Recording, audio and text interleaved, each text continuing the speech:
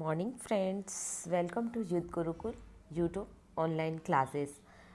हमारा आज का टॉपिक है हमारे पर्यावरण अध्ययन का हमारा परिवार हमारे मित्र में।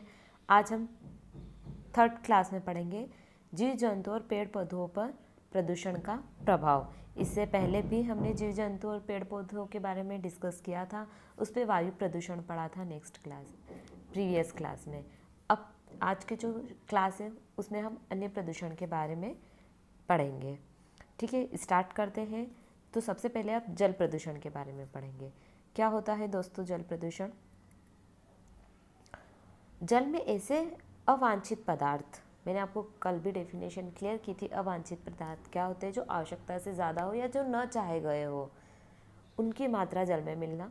अवांछित पदार्थों का मिल जाना जो उसे उपयोग लायक नहीं रहने देते हैं जल प्रदूषक कहलाते हैं। ठीक है, जल प्रदूषक की नॉर्मल डेफिनेशन है ऐसे पदार्थ जो अवांछित है जल में मिल जाते हैं तथा उसका हमें उपयोग करने लायक नहीं रखते हैं, जल को उपयोग करने लायक नहीं रखते हैं, जल प्रदूषक कहलाते हैं। अब जल प्रदूषक के कारण क्या होगा? मोटे तौर पे आप बताइए जल प्रदूषण का कारण क्या होगा? आपके आसपास की ही सारी चीज़ें हैं। तो जल प्रदूषण का मुख्य कारण होता है औद्योगिक, कृषि या घरेलू कारण। मतलब औद्योगिक या कारखानों से निकलने वाले विषैले पदार्थों का स्राव हम कहाँ करते हैं? नदी या नाले या तालाब में छोड़ देते हैं। आपने देखा होगा कहीं कारखाना लगा होगा तो उसके आसपास बहुत गंदी बदबू आती है और उसी बदबू वाले पानी को नदी या नाले में छोड़ दिया जाता है। उसमें विषैले पदार्थ होते हैं जो पानी में अवांछित है। दूसरा होता है कृषि। मोटे तौर पर अगर देखा जाए कृषि में रासायनिक उर्वरकों का प्रयोग किया जाता है, कार्बनिक उर्वरकों का प्रयोग किया जाता है। जो कीटनाशक और उर्वरकों का प्रयोग किया जाता है खेत में, वह बारिश के सीज़न में पानी के बहाव के साथ, खेत में तो पानी इकट्ठा होगा नहीं, बह के कहाँ जाएगा? किसी नदी, तालाब, नाले, झरने, समुंदर में मिलेगा। उससे भी क्या होगा? जल प्रदूषण होगा। और तीसरा सबसे महत्वपूर्ण कारण है घरेलू। घरेलू से हो जाए सीवेज ट्रीटमेंट प्लांट। जो घरेलू से गंदगी निकलती है, घरेलू के जो अपशिष्ट पदार्थ होते हैं वो भी कहाँ छोड़े जाते हैं? किसी नदी या नाले में छोड़े जाते हैं, जिससे भी क्या होगा? जल प्रदूषण होगा। तो मुख्य कारण होता है औद्योगिक या कारखानों से निकलने वाले अपशिष्ट, खेतों में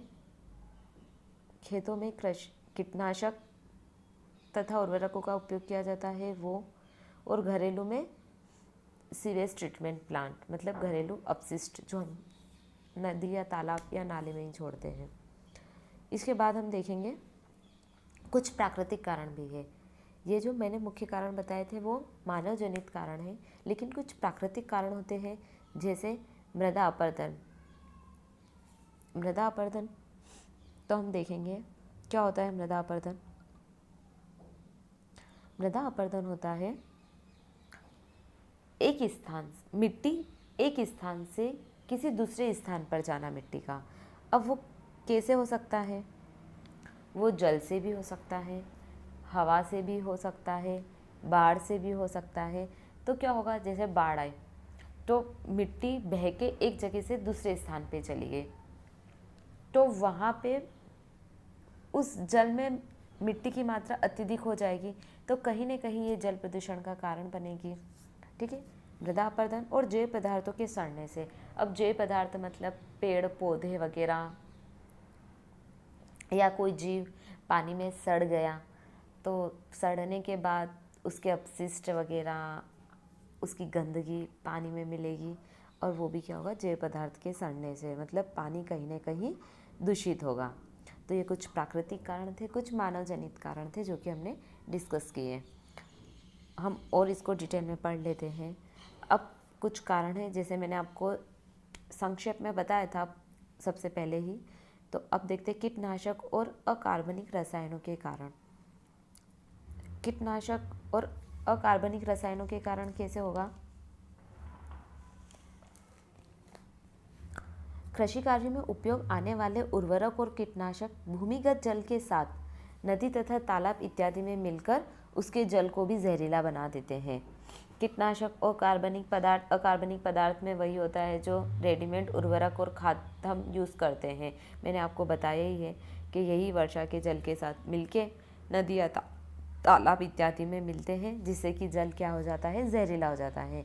क्योंकि उर्वरक भी नाइट्रेट, फास्फोरस सबसे मिलकर बना होता है, नाइट्रोजन से बना होता है। जल में उनकी आवश्यकताएं नहीं होती हैं, इस कारण ये हमारे जल को क्या करते हैं, प्रदूषित करते हैं। अगला है समुद्र में तेल रिसाव। ये भी महत्वपूर्ण कारण है जल प्रदूषण का, और इस पे जीव जंतुओं पर गहरा प्रभाव पड़ता है। कैसे, हम देखते हैं।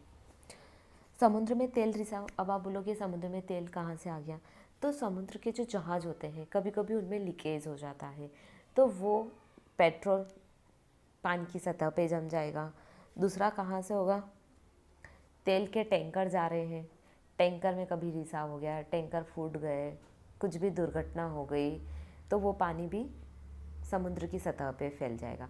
अब मैं बार बार आपसे बोल रही हूँ समुद्र की सतह पे फैल जाएगा तेल समुद्र की सतह पे कैसे फैलेगा, क्योंकि पानी से तेल हल्का होता है, इसलिए वो इसकी सतह पे बिछ जाएगा। अब इसकी सतह पे बिछ जाएगा तो क्या कारण होगा, वो हम आगे पढ़ेंगे। तेल पाइपलाइन, बहुत सी तेल पाइपलाइन समुद्र के नीचे से निकली हुई है, इत्यादि में दुर्घटनाग्रस्त हो जाने से तेल समुद्र सतह पर फैल जाता है। ठीक है, समुद्र सतह पर तेल फैल गया है।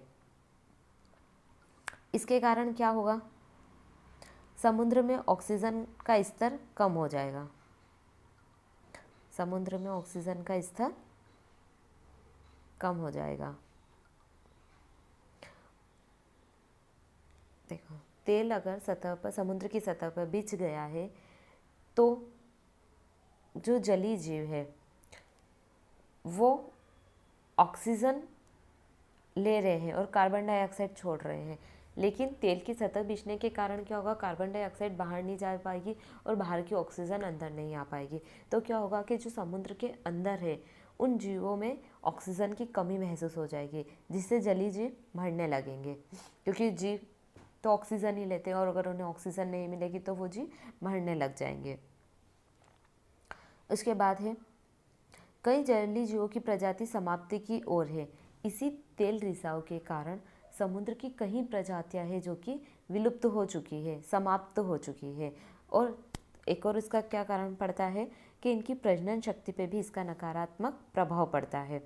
तो देखिए, समुद्र में तेल रिसाव भी जल प्रदूषण का कितना महत्वपूर्ण कारण है, और इसका जल जीव और वनस्पति पे भी नकारात्मक प्रभाव पड़ता है। अब हमने इसका जल जीवों पे इसका प्रभाव देखा है, अब आगे हम इसका प्रभाव देखते हैं, पेड़ पौधों पे भी देख लेते हैं।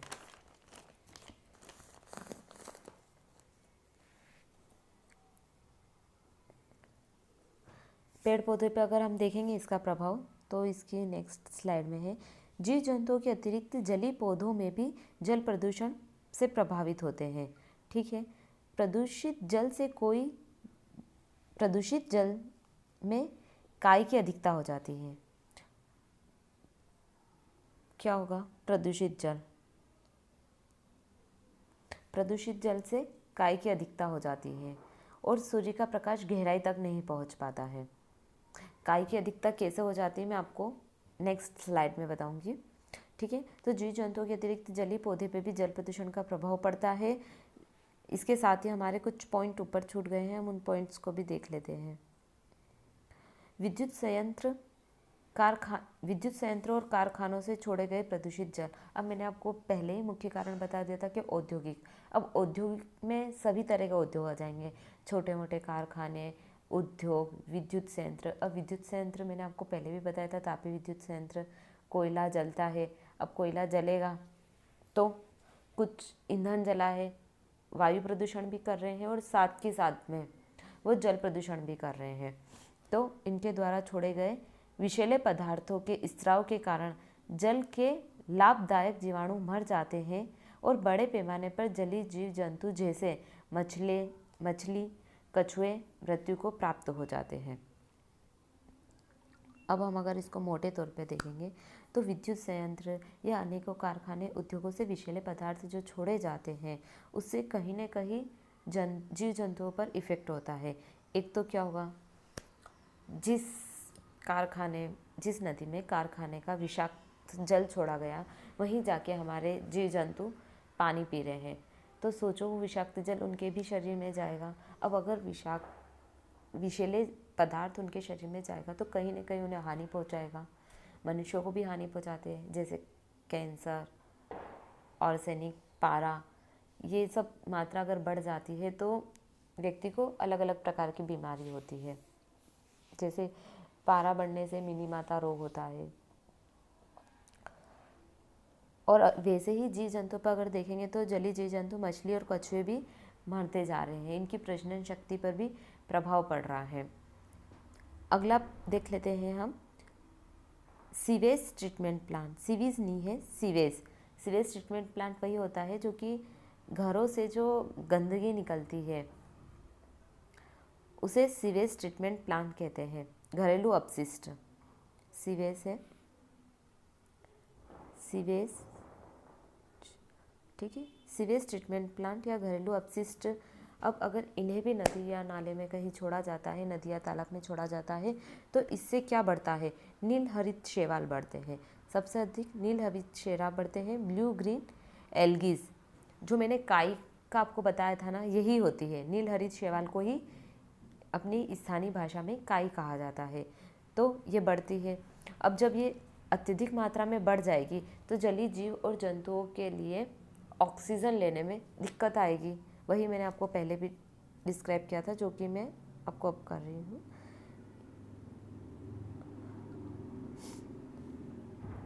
काई की अधिकता से क्या होगा कि सूर्य का प्रकाश गहराई तक नहीं पहुंच पाएगा, और पेड़ पौधों पर अगर सूर्य का प्रकाश नहीं पहुंच पाएगा तो क्या होगा, वो प्रकाश संश्लेषण की क्रिया नहीं कर पाएंगे। और जब प्रकाश संश्लेषण की क्रिया नहीं कर पाएंगे तो क्या होगा, उनकी वृद्धि, उनकी प्रजनन क्षमता, उनके विकास आदि पर दुष्परिणाम पड़ेंगे। ये मैंने आपको वायु प्रदूषण के चैप्टर में भी डिस्कस किया था, तो आप समझ सकते हो कि किस तरीके से एक जल प्रदूषण जीव जंतुओं और पौधों के लिए हानिकारक है। इसके मुख्य कारण मैं आपके साथ एक बार और रिवाइज कर लेती हूँ। इसके मुख्य कारण क्या होगा, कारखाने या उद्योगों से निकलने वाले विषाक्त पदार्थ।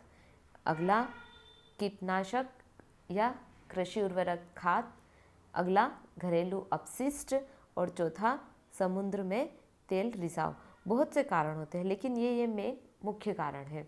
ठीक है, अब इसे रोकने के लिए क्या प्रयास किया जा रहा है, तो जल प्रदूषण को रोकने के लिए जल प्रदूषण रोकथाम और नियंत्रण अधिनियम 1974 लाया गया। इसके तहत विभिन्न बोर्डों का गठन किया गया, सदस्य संख्या निश्चित की गई तथा केंद्र तथा राज्य सरकार दोनों मिलकर इस अधिनियम के तहत जल प्रदूषण को रोकने के लिए अधिकतम प्रयास कर रहे हैं। इसका अगर देखा जाए तो नर्मदा शुद्धिकरण, गंगा नदी का शुद्धिकरण, यमुना नदी का शुद्धिकरण, ये सभी जल प्रदूषण नियंत्रण एक्ट के तहत ही किया जा रहा है। ठीक है दोस्तों, ये मेरा आज का चैप्टर था। इसके आगे मैंने कुछ क्वेश्चन दिए हैं, आप इसके आंसर कमेंट बॉक्स में रिप्लाई कीजिए और इसे ज़्यादा से ज़्यादा रिवाइज़ कीजिए, पढ़ने की कोशिश करिए। और अगर आपको कुछ समझ में नहीं आता है उसके बारे में भी कमेंट कीजिए। अगर मुझे अपने सेशन में कुछ सुधारने की कोशिश अगर करनी चाहिए तो उसके बारे में भी आप मुझे कमेंट्स बॉक्स में कमेंट कीजिए। ठीक है दोस्तों, thank you for watching this video and good luck, bye.